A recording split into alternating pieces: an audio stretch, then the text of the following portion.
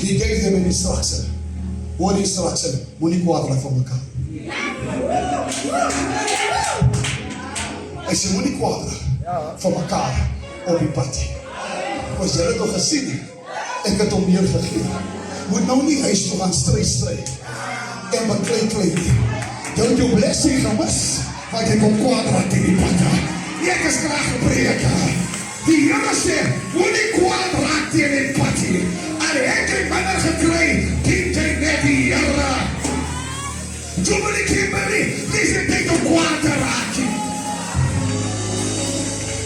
Gee my sê amen. Dis het ek om ons opzet onnodig. Moenie kwaad raak. Opruk oor enige ding.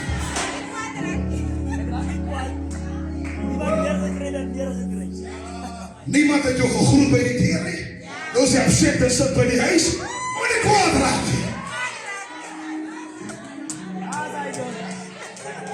As jou verjaarsdag, niemand het 'n boodskap gestuur nie. Moenie kwaad raak. Jy kan nie kwaad raak, want die Here is besig om te werk aan jou lewe. Ek soek 'n paar